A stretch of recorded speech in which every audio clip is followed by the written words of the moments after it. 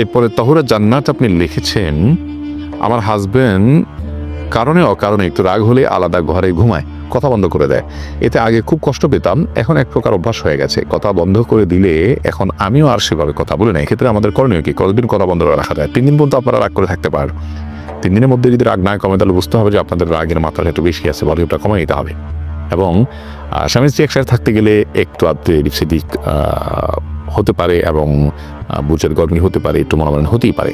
সেটাকে খুব বেশি দীর্ঘায়িত করা উচিত না। আর স্বামী যদি সামান্য রাগ হলে আলাদা ঘুমায় করে, এটা আসলে অনেক মানুষের রোগ আছে। আপনি এটাকে ক্ষমাসুন্দর দৃষ্টিতে দেখবেন।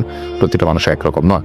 কিছু মানুষ আছে খুব তাড়াতাড়ি রাগ করে, আবার খুব তাড়াতাড়ি ভাঙে। আবার কিছু মানুষ আছে খুব তাড়াতাড়ি রাগ করে, খুব দেরিতে ভাঙে। এই মানুষগুলোর সবচেয়েতে খারাপ। আর কিছু মানুষ আছে যারা সহজে রাগ করে না, কিন্তু রাগ করলে আর সহজে ভাঙেও না, মিডিয়াম মানুষ। আর কিছু লোক আছে যারা খুব সহজে রাগ করে না, কিন্তু রাগ করলে ভাঙতে চায় না। এরাও অনেকটা মিডিয়াম মানুষ বলতে পারে। তো যাই হোক, কোনো মানুষ যদি কথায় কথা রাগ করেন, তাহলে সেক্ষেত্রে আপনি যেহেতু সহনীয় হয়ে গেছে, আপনার জন্য অভ্যাসে পরিণত হয়ে গেছে, আলহামদুলিল্লাহ, এটা একটা ভালো দিক। আপনার স্বামীর জন্য এটা মোটেও ভালো না যে কথায় কথা রাগ করছেন।